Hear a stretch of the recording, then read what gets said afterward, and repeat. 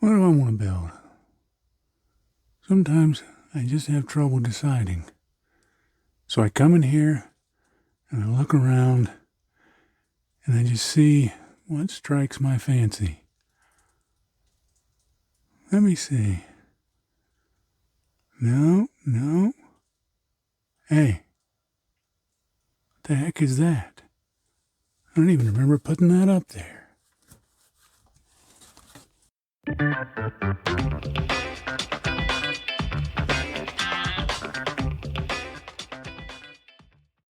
Sometimes when I'm working on an active project, I need a little break from it. And a lot of times what I'll do is I'll get out a kit. Usually it's a Warhammer kit, just because they're so simple and fun to build. Maybe sometimes it's a Bandai kit, but I'll just put it together and prime it, put it back in the box, and many times I'll forget that I even have the kit. And some time will go by and I'll remember, oh yeah, what was that? And I'll pull it out and be surprised to see that it's already pretty much ready to go. Well, that's the case mostly, with maybe a little exaggeration for YouTube-ness. But that's the case with this kit. It's one that I got a while back. I got it, didn't even have the box. I got it off eBay. It was just the parts and the instructions. But it's called the Primaris Invictor Tactical Warsuit. And it's basically a stompy thing with a dude that sits inside of it behind a roll bar cage. So I guess it protects him from, stuff. But I thought this was just a cool little suit. So I'm going to start this as a new project and see where it takes me. I've got the kit broken down into some components that I think are going to make it a little easier to paint. The arms still move and they can actually come off really easily, so I'll leave those easy to pull off, so if I need to get to any of the parts back there to paint, I can. But I looked at the way this model, when built, looks, and here's a photo from Games Workshop website that shows their copy of the completed model. And I just looked at what was painted, what colors, and decided that would dictate my breakdown. And it's basically, I kept it separate so that things that require a lot more silver than blue, I'll leave those off so that I can paint the silver and then do the blue over it. And the things that are going to mostly be blue, I can handle the silver one way in that and then paint the blue over it. And the two shouldn't get too much in conflict. That's the plan. We'll see if it works out that way. Now, what I want to do in this video is I want to go over a simple method that I use in painting the frame parts, the parts that are basically going to be silver, because I like to do those in a way that's more than just paint it silver and throw a wash on it. I like to make the metal parts look like they've aged a bit, like they've got some scruffiness to them, some dings, some scrapes, things like that. So I'm going to be focusing this video on doing that, adding a little rust tones, adding in various colors to just bring out more of a worn metal look. Now, I'd originally primed this in black because at the time I primed it, I had no idea what I was going to do with it, other than I knew I was going to paint it at some point. But I had no idea beyond that what I was going to do with it in terms of how that would evolve. Probably because I'm going to be adding some rust tones to the frame, it probably would have been a little better to prime it in maybe a mahogany brown or something like that. But I can make this work. It's not a problem, and there's no point in repriming it or anything like that. When I assembled it, I had done a little bit of damage to it. There's a little bit of a damage right here to this metal plate, and I drilled out one of the bolts like it popped out the bolt. And then I did some other damage over here, just something that didn't go all the way through the armor, but did hit it and did cause some damage, just as little points of interest for later on in the process. But that'll probably come in episode 2 or 3 when I'm painting the armor. Now, if you do some searching on Google for pictures of distressed metal, aged metal, things like that, you're going to get a lot of results. Sometimes it will look silverish, sometimes it'll look grayish, sometimes it'll be very rusted, sometimes it won't be rusted at all. Sometimes there'll be some minor oxidization, sometimes there'll be a whole lot of it. It varies a lot. So what I'm going to be showing is going to be kind of an interpretation, one way of doing it. Any of the elements can be changed out. Any of the elements can be switched. This is not a definitive method, but really it's just one that I like using, that's fun, that's easy to do, that I think looks pretty cool, is easy to reproduce, but with just a few changes, it can be made to look very different. Now to start off, I've got some lead belcher from Citadel in my palette, and I thinned it a little more than 1-to-1 with water. It's fairly thin, and what I'm going to do is I'm going to take this large makeup type brush. This is from Artis Opus, but you can certainly use a makeup brush or any other brush like this, because what I'm wanting to do is I'm wanting to apply this in kind of a pounce method. And I'm not trying to get absolute full coverage. What I'm wanting here is just a very mottled, M-O-T-T-L-E-D pattern of this lead belcher paint. Now, because it's so thin and because I'm putting it on over a black undercoat, it's not going to be real super shiny or real high contrast, but that's okay, because that's going to let me take advantage of applying this on in multiple layers so that I get it looking exactly like I want, and it establishes a good foundation as a basis for everything else that's to come. Now here you can see how that's looking after one pass at doing that. And that's just pouncing that on, just speckling that on there with that fluffy brush with a very thin layer. Now what I'm going to do is I'm going to go do the rest of the parts this way and let this dry, and then come back and go to the next step. And if you're wondering where the foot went, I didn't glue it on real good and I knocked it off, so I'll just leave it off for now. All right, now I've got all the frame parts done in that initial layer. Now I'm going to use some lead belcher, but this time I haven't thinned it at all. And what I'm going to do is, again, I'm going to use this time a slightly smaller brush, dry brushing style brush. And I'm going to work most of it off onto my paper towel here.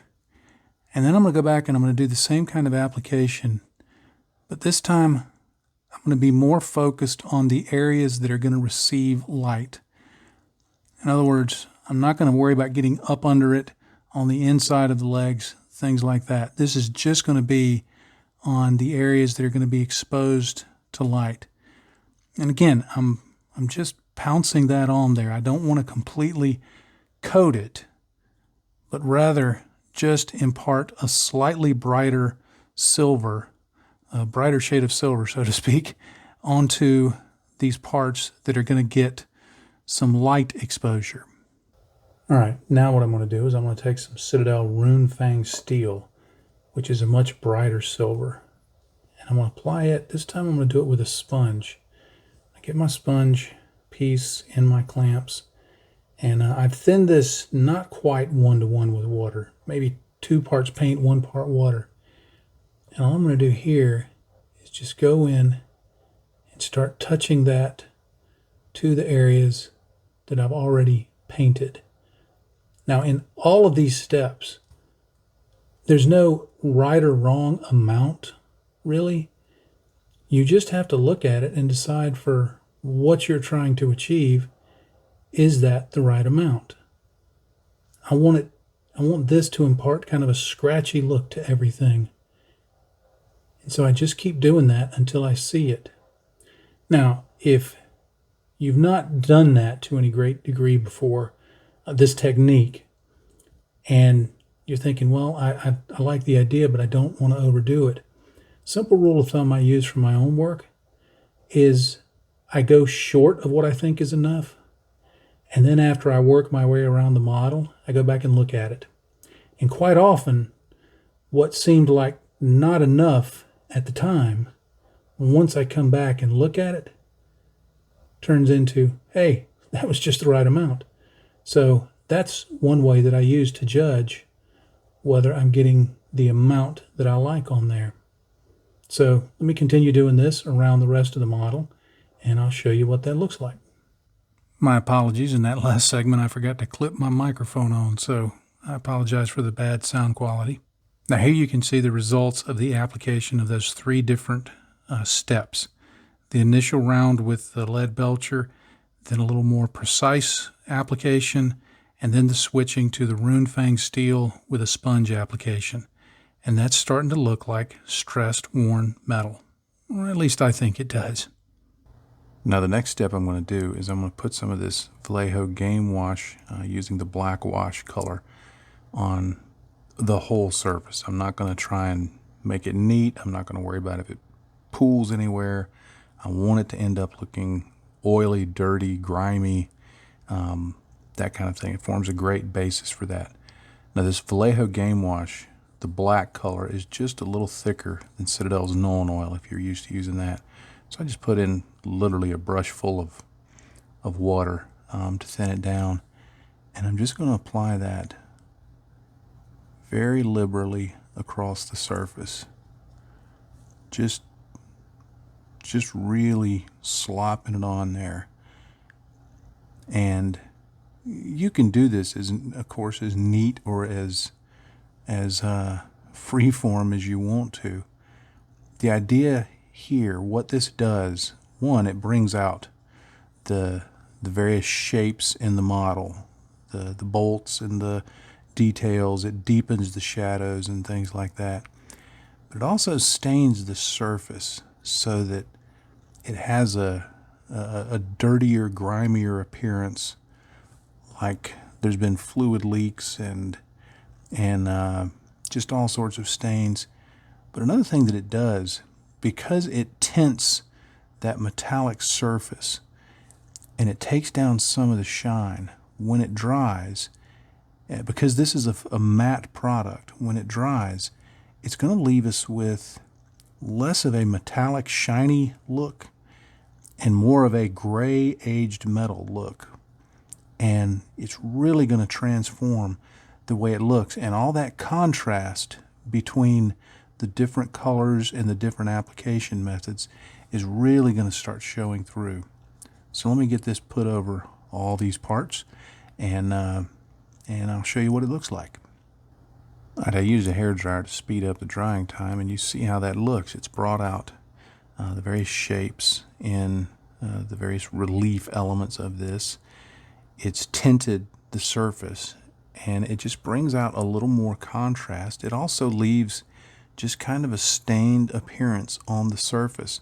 Now, if you were going for a more stained look, I would recommend doing 2 or even 3 applications of this. If you're going for something a little lighter, then you can work to confine that into the recesses and not let it stain so much on the flat surfaces.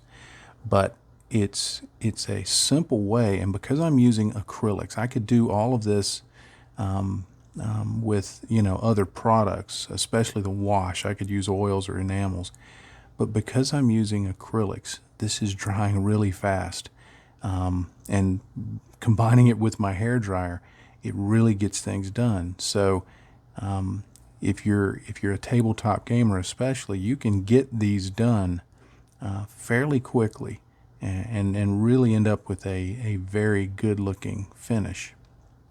Now I want to bring out just a few highlights, give it a little bit of more pop back to it. So I'm going to use this small dry brush. This is the medium Artist Opus Series D, but I'm just going to work that off on a paper towel, and I want to work off most of the paint. I don't want a lot left on it. And all I'm going to do is just very selectively just go along and hit some of the edges like that, just to brighten it up just a bit. It will actually, while it does brighten it up, it's also going to contribute to the scratchy look of it. This will look like fresher scratches on the surface. And you can be as vigorous or as light with the touch as you want here. I'm being fairly light, but I just want it to bring up a little bit of that shine. Just bring it back a little bit so that it looks just a little more stressed, like there's some fresher scratches on it. And you can see how that looks there. It just brought back a little of the shine, added some additional scratches in to various areas. You see a little bit of the scratchiness here and here. And of course it's brightened up the various edges and things like that. If you were wanting it to be even a little brighter, you could go back with a brush and do more of a traditional edge highlight. You could do it all the way around. You could do it just up at the top where the light's striking it. You could do it on the bolts, although that can be done later. I'll probably do that later. But you see how that looks. Now, some of the areas, because I'm going to be painting over some of this later, some of this is going to disappear. But I wanted to show the back of this gun because I really, really like the effect, the total effect that you see here. Even though this part here is going to get painted a very dark gray and only this is going to remain. But just to show how this can work, I just thought the contrasts and the staining and the scratching and all of that just really came together well here. And I really like the way that this looks. I almost hate to paint this, paint over this, but I'm going to stick with a Canon look for it, so I'll do that. But I thought it turned out really kind of cool. Now, at this point, if you're happy with how it looks, if you were using this method that I'm using, and you're happy with how it looks, and you're not wanting to impart a more rusted overall look to the various metal parts, this is the stopping point. I've done this many times where this is the point I would get it to, and then I would just go on to the next steps. Now, it doesn't mean that later on I might not do some localized rusting and other weathering across the model, but that would come later. So this is definitely a break point in doing this. And this works. I've used this on Gunpla frames. I've used this on Maschinen Krieger vehicles. I've used this on Star Wars vehicles. I used to use something similar to this on aircraft. So it has application across any modeling genre. This is not just something that you apply to Warhammer 40K, but I think it does work especially well with Warhammer 40K. But I want to give it a little bit of a more rusted appearance because rust suggests age. So I'm going to continue on with a few more steps. Anytime we apply effects to our models, whether it's no weathering or loads of weathering or anything in between, what it's doing in some way is telling the story of the model. Even if we're not deliberately thinking of it that way, that's what it's doing. Now, so far, the story that has been told is that this is old metal that has been used, that's seen action, that's been through some difficulty, I guess you'd say. And one of the things about the Warhammer world, the Warhammer 40K world, is that most of the equipment is really old. It's been used and repaired for, hundreds of years quite often, as I understand it. I don't play the game, so I'm not completely up on the lore. So if I'm wrong about this particular vehicle, so be it. But as I understand it, so much of it is, especially for the Imperium of Man forces, is really old.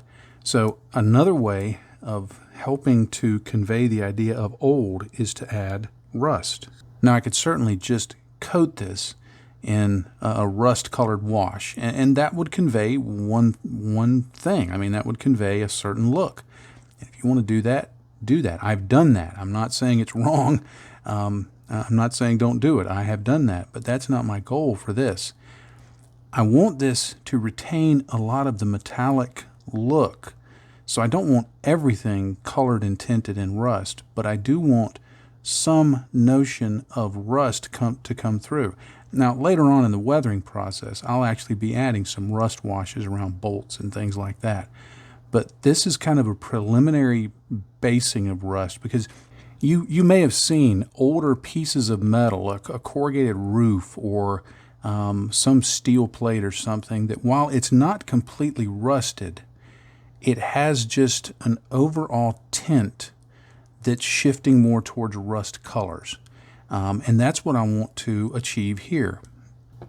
Now I'm going to start off using this Rust Dark Shadow from Life Color. This is part of their Rust series. This is a fabulous series of rust paints. They look very good. They work very well. They dry to a very, very matte finish, which is perfect for rust. There's lots of other rust colors you can use. You can see the color. It's really just kind of a dark reddish brown, orangish brown. But I really like these life color paints. Now I've heavily diluted the paint in my palette, maybe 3 parts water, 1 part paint. And what I'm going to do is, using a sponge, I'm going to start just very, very gently applying this, letting the sponge deposit some paint where I want. If I get a little more than I want, I'm going to use one edge of the sponge to just soak it up, spread it around like that. But all I'm doing here is just adding some hint that there's rusting going on, that there's oxidization. I have trouble sometimes saying that word, but there's oxidization going on. Now one of the reasons I like life color paints is when I'm doing stuff like this, if you thin them down with water, they still work very well. Some acrylic paints, if you thin them down too much with water, it breaks the pigments up to the point that they're not, the medium up to the point that it's not really usable. But with life color, they don't tend to have that problem. So they're very effective at doing extreme thinning effects, which is what I want. So I just put that on and let it dry, and it dries very quickly. And then once it's dry, I can evaluate, do I want to add more? Do I want to add less? This is a very subtle effect, but the more you add, the less subtle it becomes. So you kind of dial in exactly what you want. And it doesn't have to be even all over. Certainly when you're working with military vehicles, of which these are, there's times where, a component will be replaced. So it's not entirely out of the realm of possibility that you could have a leg on this, for example, where one is shiny and brand new and with very little weathering on it, and the other's very old looking and very, very worn out. So I remember that from the time I was in the Army. We might have, a vehicle might get a door replacement, and the rest of the vehicle was worn and old and camouflage color, but there'd be one door that would be brand new and just kind of an OD green, and it would stand out, but, that was the replacement door that we had. So I'll just continue adding this on, and then of course I'll go and do it on the other parts of the model. And then for the next step, we'll add a little more rust color. All right, here you can see how that looks when it dries up. It dries, as most acrylics do, it dries very matte. Because I thinned it down with water, it dries very much more transparent than it went on, which is exactly what I wanted. And again, you could continue putting layers of this on until you got it to the point that you wanted. I didn't put any really here deliberately because this will be painted blue. This will be part of the armor itself. Now, one note on the arm, the gun arm, I did the upper part of the arm, but I did not put any rust on the gun because in my thinking, the gun is something that when it was serviced would be taken off and cleaned separately and oiled. You take care of your weapons. The rest of it, as long as it's functional, you're good with it, but you take care of your weapons. So I'm not putting as much rust. Maybe later on I'll do some a little around the bolts, but I'm not putting as much on to the gun itself just because from a real military standpoint, it just doesn't make sense to me. Now, rust is very rarely just a single color. So to help convey that a little better, I'm going to switch to another of the life color rust paints. And this time I'm going to use the rust base color. Now I've thinned it just like I did the other darker paint. And I'm going to apply it the same way. I'm just going to use my sponge and touch that on and just add an additional tone to the rust. I may have out-subtled myself there. I maybe need to get a little more on the brush or on the sponge. There we go.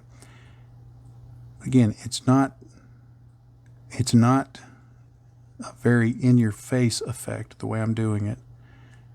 It's just adding a couple of tones of rust so that hopefully if somebody's looking carefully, it sells as rust. A lot of times these little details that I put into models, they're not necessarily seen just at a cursory glance. And that's okay. I mean, you know, we build models for fun, but at the same time, I like to put in things so that someone who's taking a closer look will kind of get rewarded, so to speak, with seeing something that pays off, giving it more than just a brief glance. But when you really get in close and look at it, you go, oh, wow, I see, you know, there's some additional rust colors there. There's some additional things going on. So it's just like little fun things that I like to put in. And even if nobody notices them, I notice them, and I have fun putting them on. And it's also a good experience. Just helps to learn what can you do, what can you get away with, what looks good, what doesn't look good, what works, what doesn't work. Experience comes from trial and error and failure and success. And trust me, I've built enough models that I've had plenty of opportunities for failures to learn from. Now I'll just continue doing this around the rest of the model, and I think we'll be pretty close to wrapping up this video. Well, I hope you found this video helpful. It just wanted to demonstrate a very simple way of creating some distressed metal effects, maybe with a little bit of rust to it. Certainly this is not the only way. There are many other ways of doing this, but it's one that's my favorite because it's quick, it's simple, and it doesn't require a lot of special materials or any kind of special knowledge. And I'm a kind of a simple guy with not much special knowledge anyway, so it works perfectly for me. But thank you for watching, especially if you're still hanging around at this point. I'm grateful that you've done so. You know the drill here. At the end of the video, there's a subscribe button down over here. If you'd be so kind as to click that, I'd be grateful. There's a bell icon next to it. Hit that so you'll know when I have new videos out. There's also links down below for social media. I'd be grateful if you give this video a like, and if you'd leave a comment. There's also a link down below to Patreon. If you would like to support the work that I do on this channel, please consider doing that. Just click on the Patreon link and see what's offered there and see if that might be something you would be interested in. If you're already a Patreon supporter, thank you so much for the support you provide to me and my family that I could do this. It's not lost on me that you're exchanging your hard-earned money for something that I hope you're getting some benefit from as a Patreon member. And it certainly is greatly appreciated by me, by my family. Otherwise, we just wouldn't be able to do this at the pace that I do it, with the materials and the kits and the things that I do it with. Just wouldn't be possible. So thank you very much for your support. And as always, I'll leave you with one final thought, as I always like to do. In this hobby, if you're not having fun, you're doing it wrong. Happy day to you, friends. Bye-bye.